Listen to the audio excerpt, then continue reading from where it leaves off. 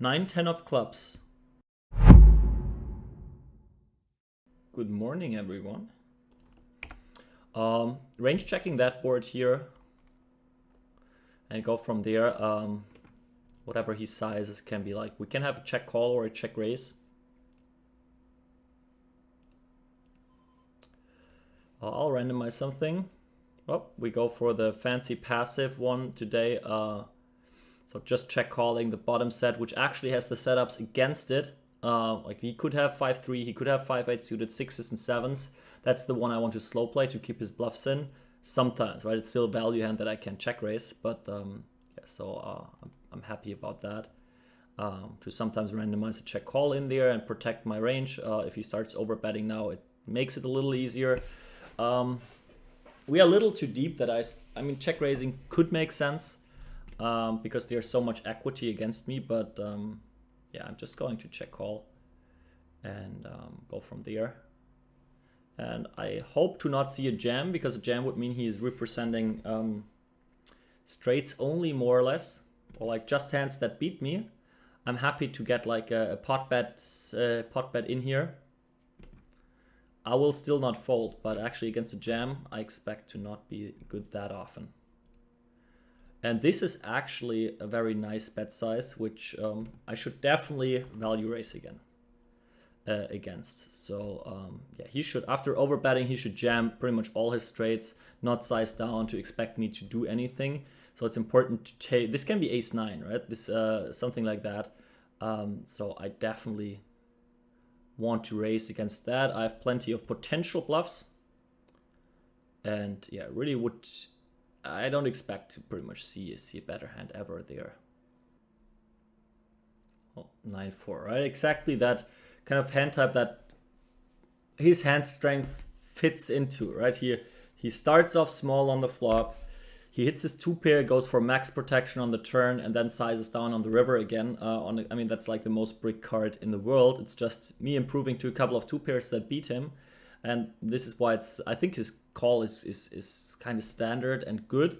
It's just, yeah, important to have those check raises on the lighter side, right? It's like that ace-9 of diamonds, ace-7 of diamonds would be another two that I think that's the line that we need to check raise for value there. That's just a spot where people are scared, or never having something like pocket fours as a slow play there. And then, well, you end up thinking about it with pocket 8s because you have nice blockers or something, and his catch is perfect. All right, down here, again, probably weak player. I did open there, he flats button. I just check call that pot bet. Love to see that on the turn, that card. I'd hope to see another pot bet, or that is even better. And this is just clearest fast play of all times against someone who's splashing around there in a way. Not timing out there, I have no time bank there.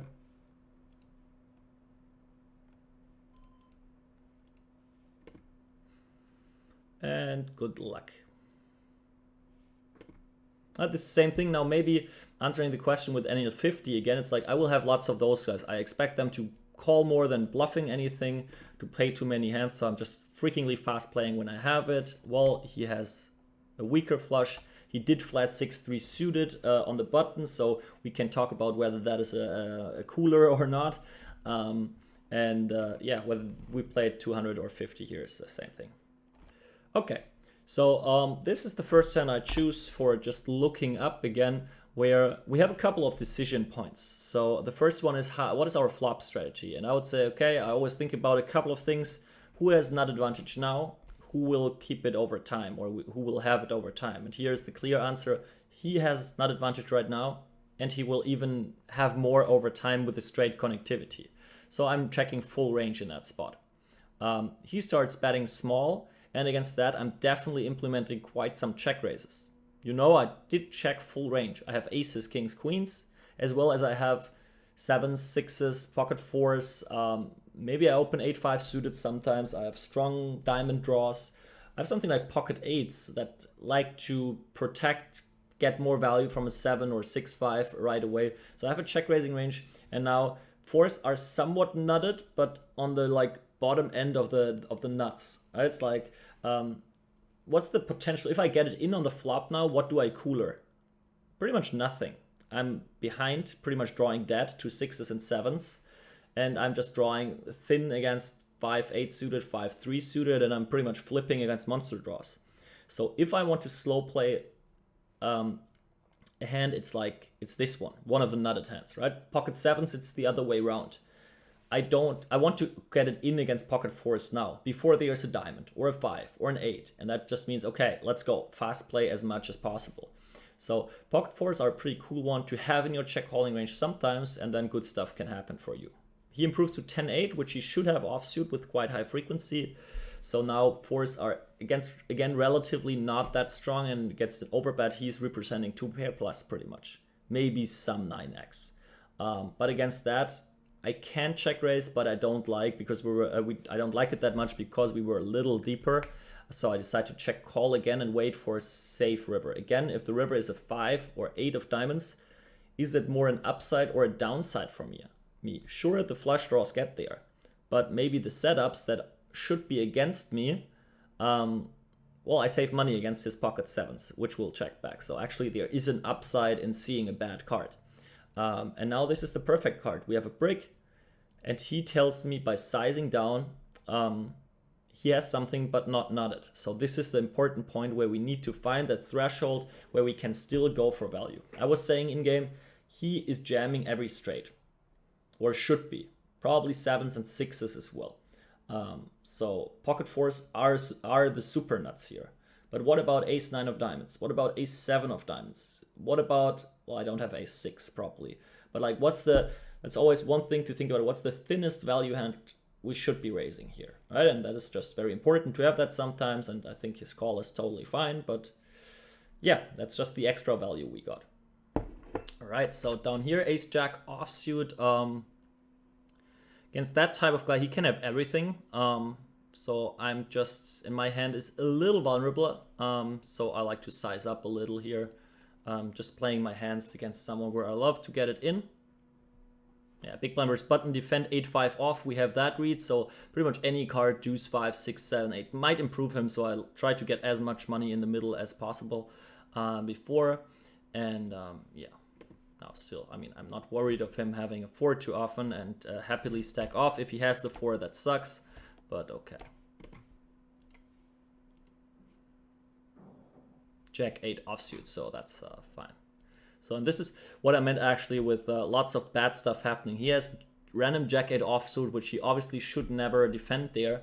But is he still stacking off on a queen turn, on a king turn, on an ace turn? So this is the spot where you want to get maximum money in the middle. It's two things, right? Villain might make a better hand, and you don't want that to happen. Or there are other cards which, well, tell villain to not stack off anymore with the hands you dominate. So it's actually two things happening. So I like really the same question coming over and over, but I see that because I back in the days asked the same questions. The recommendation for bankroll management, there is none for me. So it's like really, it's just on your discipline, like how ready are you to move down again, right? Why not shotting aggressively to then move down again, right? It's always easy to move down in theory, but in praxis, it's probably different. So my take on it is more like one that you need to not care about the money, right? Just that you don't think about it when playing. That's important. It's like if you sit there and like, I can't lose that stack, and this is your main driving force when making a bluff catch decision, then you're probably playing too high. So I was always very nitty with that because I get that feeling pretty early. And like, for example, Fedor is the other way. It's like, I don't care if I lose, right? Then I learn and I play with the better people right away. It's like losing the bankroll he has wasn't a big deal for him because he can't lose the knowledge that he gained. And for me, it was always like, yeah, I don't know whether that depends on background or some other take on poker. I was always like, yeah, what I have, like, no way I'm losing it. So I was always the very, very low risk, which unfortunately lowers the reward at the same time.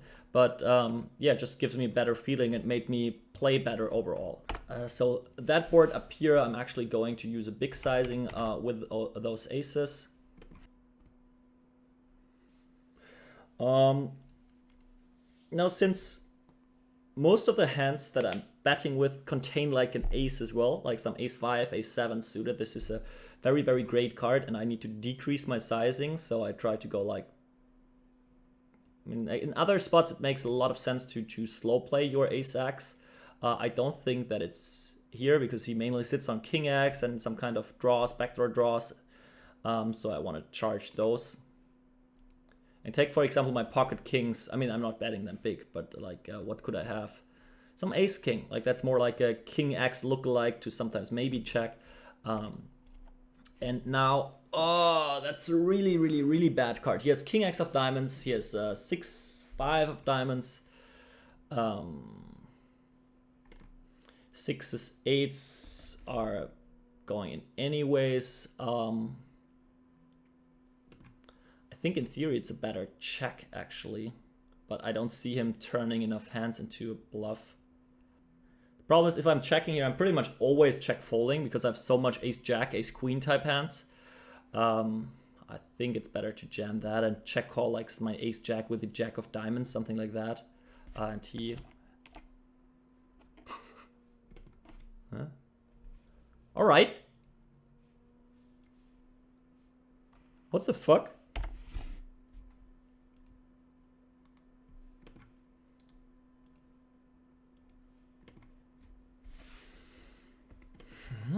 Mm-hmm. Mm-hmm. Mm-hmm. Mm-hmm. 9, 10 of clubs on the turn, where it's really tough for me to have a bluff ever.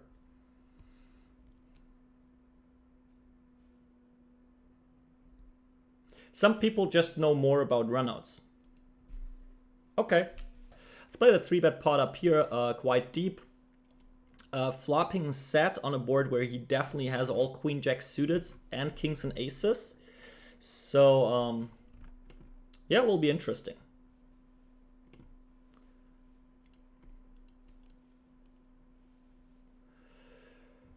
Raising definitely is a thing here, even though I don't have the super nuts.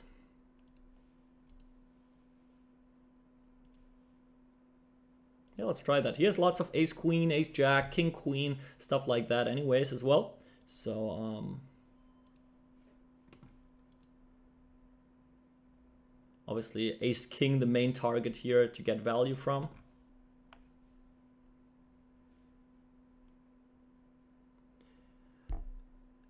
And now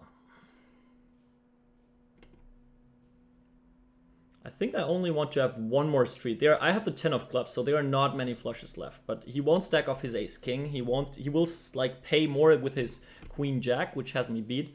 So yeah, I think it's just one more street.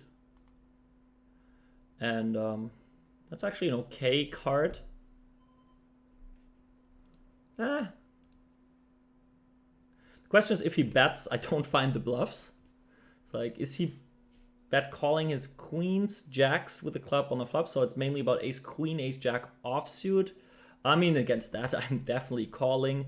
But yeah, good luck. King jack offsuit, betting small on the flop. First, the 3-bet deep is not a thing. Yeah, that's he needs to size up there on that river. Having like a, I mean, that's a strong cooler for him. This session is killing it, guys. I forgot to show you this hand here. So let's go through that. Going to fold a full house here. Let's put the table on the side for a second. So this hand here was pretty fancy. Oh, sorry, so many hands going on.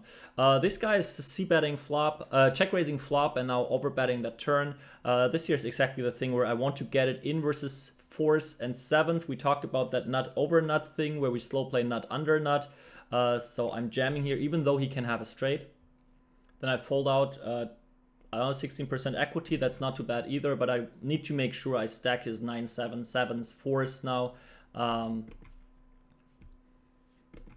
Before there's like the 5 of spades on the river. But okay, now. I open raise nines, someone 3-bets, I call. So now this guy is checking back king queen 9, which is a board that he can c-bet very high frequency. So that's already a little suspicious. Which kind of hands is he doing that with? Well, maybe he has a queen and plays his hand face up, like just checking back ace queen, queen jack, pocket jacks maybe. Or he gives up because he says, okay, I'm always hitting that board and has like an ace. Yeah, I think I hope for the queen. So the queen might improve him, and I should check pretty much range again to him, and then I check my nines as well with the plan to check raise the turn, get it in versus ace queen. Now the river isn't, he checks back again, which is like, okay, maybe pocket jacks, maybe some, I don't know, super trap, I don't know. River ace. And I think like, okay, how do I get the most against like his, whatever he might have, against jacks, tens? Maybe I get something from block betting, and then calling him off if he decides to raise that as a blocker. I have no clue. Maybe he still has like some kind of ace 5 of clubs. Then he should bet himself or call a bet. And then I like to protect myself a little. Maybe he still has bluffs, like giving up a 5-6 of spades, which he should definitely bluff now. Yeah, I decided to check that one once more, and then he came up with that. Interesting again, we talked about that. That's not a hotkey bet, that's a scrolled bet. I don't know what his hotkey is, which direction he was scrolling, but definitely interesting in a way. And yeah, I go for a non-all-in check raise because I don't see him paying off an all-in ever with like his random ace, which I'm attacking. So if I go all-in, I want to have like something more nutted, like ace queen, king queen maybe. And then he goes for the re-raise, which yeah, is nuts and nuts only in that weird spot here. So yeah, I go for the full house check raise fold on the river. If he shows me the ace 5 of diamonds here, I'm very proud of him and say congrats, a very nice hand, but I don't think so. So I think we saved them some money there again. It's fine. We are actually just down $100. So for that freaking run, I think that's quite okay. So nothing to worry about for the people that asked for the financial recovery of that session. Cool. Yeah, I'll just have a look whether I can rate someone cool, and then we'll see us tomorrow again at 10 a.m. And for all the Pokercode members and the to-be Pokercode members, make sure to keep discussing those hands. This is how we learn the most in our Slack, in the dedicated cash game channels, and I'm happy to jump in there as well.